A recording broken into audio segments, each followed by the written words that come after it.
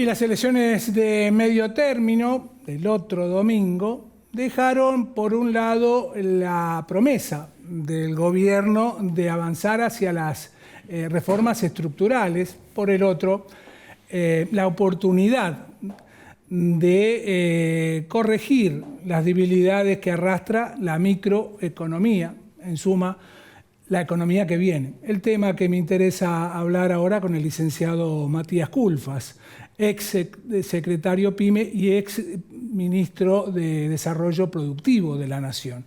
Buen día, ¿cómo estás, Matías? ¿Cómo estás? Un gusto verte, como siempre. Gracias, igualmente. Bueno, el 26 de octubre fue un punto de inflexión en la política y en la economía argentina. ¿Qué opinás? Vamos a ver cuáles son las próximas medidas. Hasta ahora, las primeras señales que ha dado el gobierno han sido más bien de continuidad, es decir, no ha hecho grandes anuncios. Muchos estábamos esperando definiciones respecto a las bandas cambiarias, a varias cosas del funcionamiento macro que han sido muy deficientes, sobre todo después del mes de abril, mayo de este año. No ha habido grandes anuncios hasta el momento, y sí la idea de avanzar una agenda de reformas estructurales que el gobierno ha planteado desde el día 1, ¿no? Como la reforma laboral, reformas impositivas. Bueno, veremos para qué lado va. Por ahora lo que se plantea lo veo más como una mezcla de prejuicios y lobbies sectoriales más que realmente reformas que apunten. Seguramente porque le tomó por sorpresa el resultado, ¿no? Bueno, lo que quiero decir sobre todo, yo creo el resultado electoral, una victoria contundente del gobierno, 40%, era un escenario posible a principios de año, era parece lo que la mayoría de los analistas veíamos en términos económicos. Ahora, lo que ocurrió después fue que una sumatoria de errores cometidos por el gobierno, más lo que ocurrió en septiembre con una derrota electoral, una elección local que fue magnificada, bueno, creo que modificó y parecía como que el gobierno se enfrentaba a un escenario más complicado. Bueno, finalmente ganó, veremos con qué agenda avanza ahora. ¿El peronismo es cosa del pasado o tiene 7 vidas como los gatos? Perdón por la analogía, ¿no? Mirá, yo creo que el peronismo, como viene funcionando, está declinando, porque no está dando una respuesta a los problemas que plantea la mayoría de la gente, ¿no? De los sectores productivos, del pueblo. Lo que creo es que el peronismo ha mostrado históricamente una capacidad de reacción frente a esta situación. Resiliencia sería. Resiliencia, es decir, me parece que el escenario que plantea Milei es que aún logrando bajar la inflación, que por el momento ha tenido un avance importante, veremos si logra finalmente derrotar la inflación, que esto es llegar a una inflación de menos del 10%, y digo, ojalá lo logre. Mi impresión es que por el camino en que está yendo, aún logrando eso, va a ser un costo enorme en términos productivos y sociales. La actividad económica. Frente a ello, irremediablemente va a tener que dar otra respuesta. Eso es un poco el planteo que yo tengo. Claro. Hablaste de la inflación, claramente dicen los entendidos que eso se logró, los resultados que están a la vista se logró básicamente por la disciplina fiscal. Un valor que es poco reconocido por el peronismo, salvo la experiencia de Néstor Kirchner, que fue un fanático de los superávit gemelos, recordaremos. Sí. ¿Cómo lo ves esto a partir de ahora en este contexto que se va, por un lado, la simplificación de un año sin elecciones, pero por el otro lado, en 2 años ya tenemos elecciones de vuelta?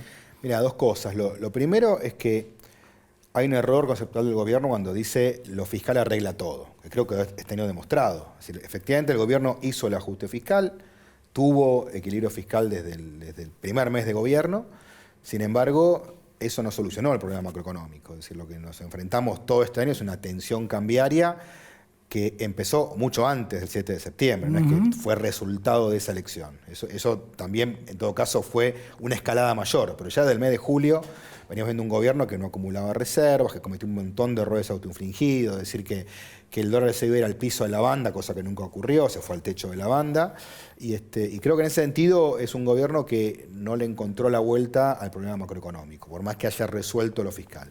Después, de hecho, tuvo que recurrir a salvatajes extremos. Cada 6 meses tiene una crisis cambiaria, ¿no? Claro. La primera salvó el blanqueo, la segunda el Fondo Monetario y la tercera Donald Trump. no me digas que es un programa económico consistente que tiene tres crisis cambiarias en un año y medio y tiene que recurrir a salvatajes de semejante envergadura. Dicho esto, sí creo que el peronismo necesita una discusión interna respecto a la cuestión fiscal. Sobre todo trabajar en una mirada donde lo fiscal esté sustentado en financiamiento genuino. A ver, no es que hay una sola manera de tener equilibrio fiscal.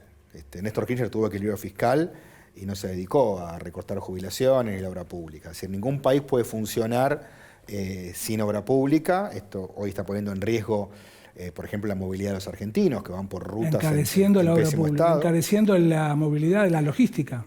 Perjudicando la competitividad. Uno dice, se le llena la boca la competitividad, pero resulta que mover mercadería por las rutas argentinas es más caro, es más riesgoso. Exacto. Entonces creo que por ese lado el peronismo necesita una discusión a fondo que arranca desde lo conceptual, porque digo, a ver, en todo el mundo la mayoría de los países tienen déficit fiscal. Si los países se logran financiar a tasas razonables, de manera sostenible, y usan ese déficit fiscal en todo caso para aumentar su infraestructura, su competitividad, sus programas industriales, bueno, ahí no hay ningún problema. El problema de Argentina es que se quedó sin financiamiento voluntario, que paga tasas carísimas, con lo cual no le queda otra que hacer ajuste fiscal e ir al equilibrio. Ahora, hay muchas maneras, insisto, ¿no? de tener equilibrio fiscal. No es que la única manera es la que propone Milei. Claro, porque la pregunta sería, de alguna forma, un poco con lo que estás planteando, ¿no? ¿Es incompatible el equilibrio fiscal con la justicia social? Para mí no, para mí van de la mano. Es decir, el equilibrio fiscal es un aspecto muy importante, pero te vuelvo a decir, sobre todo en un escenario como el argentino actual, no te queda otra. No es una discusión posible. Es decir, el día que recuperemos el acceso al financiamiento, a tasas razonables, que tengamos un banco central con un buen nivel de reservas, ahí podemos discutir qué estrategia nos damos respecto a lo fiscal. Que tiene que ser, para mí, contracíclica, ¿no? Es decir, claro. Hace poco, te cuento algo brevemente.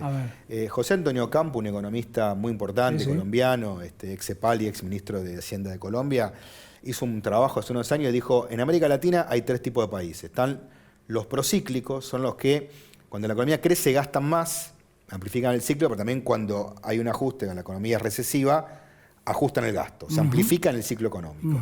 Ahí está México, hay otros países más. Después están los contracíclicos, son los que cuando la economía va mal, el sector público expande el gasto para contrapesar. Porque es el motor el gasto. Claro, ahí contrapesan, pero cuando la economía va bien, ahí reducen el peso del gasto porque ya la economía se mueve sola. Esos son los contracíclicos, como Chile, Uruguay. Y después decía, hay países acíclicos, que son países que cuando la cosa va bien gastan más, cuando va mal gastan más, y así sin medida. Claro. Y ahí estaba Argentina. Exacto. Entonces, lo que yo quiero es que Argentina se convierta en un país contracíclico en ese sentido. Claro. Que fue un poco, a ver, para poner un ejemplo concreto, cuando nos tocó administrar el drama de la pandemia, bueno, ahí no quedaba otra que expandir el gasto porque estaba el sector privado muy recesivo, porque había cierres de empresas por el tema de las medidas extremas de la cuarentena. Bueno, ahí el gobierno suplió con el ATP, el IFE, un montón de gastos. Al año siguiente tenías que, al revés, bajar porque la economía estaba volando. Pero ahí entraron los temas políticos. Claro, cuando llegó el momento de decir, bueno, justamente, actuemos con responsabilidad, nos habíamos ido de un déficit primario de -1, que el que había dejado Macri, a -6. Bueno, hay que volver a -1. Y ahí aparecieron la discusión interna que no, que cómo vamos a ajustar en medio de la crisis post-pandemia, lo cual fue un disparate y trajo muchos problemas. Pero digo, son experiencias que yo prefiero para adelante tomarlas como ejemplo para modificar. No, es muy interesante lo que decís. Pero hablando de trabajos, hablaste del último trabajo de Campos, muy interesante también. Vos tenés un último libro este año que es Producir bajo el nuevo... la nueva globalización. La globalización. En la nueva globalización. Perdón, globalización. ¿Qué deja ese libro? ¿Qué es la nueva globalización, para empezar? Mira, es un cambio muy importante que se ha producido en el escenario internacional, donde hasta hace pocos años el mundo estaba súper interconectado, lo que se veía era un aumento sostenido de los flujos de comercio e inversión. Eso llegó a un límite, más o menos con la crisis subprime en 2008-2009, y hoy lo que vemos es lo contrario, son tensiones geopolíticas, la búsqueda de Estados Unidos de recuperar empresas que había perdido, inversiones perdidas, o alojarlas en países vecinos, y en disputar con China. Esto abre un montón de oportunidades porque a esto se le agrega la discusión tecnológica con la digitalización, la IA, hay un montón de nuevas herramientas que aparecen. El papel de los recursos naturales, los minerales críticos, las nuevas energías, obviamente los alimentos. Entonces, en esto hay una oportunidad de oro para mí, para países como Argentina o países de América del Sur, Brasil, obviamente, de modificar el esquema de crecimiento de los últimos tiempos, que estuvo muy centrada en la actividad primaria, sin agregar mucho valor, sin incorporar la tecnología, y hay oportunidades para recuperar cadenas industriales regionales. Ahora, nada de esto va a ocurrir espontáneamente. Globales. Yo lo veo más regional. Creo que lo que está ocurriendo en este mundo... A ver, yo pongo nueva globalización justamente para problematizar algo que hoy está en discusión. Algunos dicen se acabó la globalización. Lo que estamos viendo más bien es el regreso de una competencia neomercantilista. Claro. Son discusiones que están abiertas, ¿no? No hay posiciones únicas. Ahora digo, claramente esta tensión lo que te da es la oportunidad de repensar un montón de temas que no va a ser de ninguna manera la inflación de los años 50. Claro. Hay gente que mira con nostalgia cosas que no vuelven. Pero sí creo que hay oportunidades nuevas que hay que tomar en cuenta. Muy interesante, la verdad. Te confieso que lo estuve hojeando en una librería y me encontré con cosas realmente súper interesantes. Gracias, Matías. No, por favor, un placer. Un placer, como siempre. Licenciado Matías Culfas, economista, ex secretario PYME y ex ministro de Desarrollo Productivo de la Nación.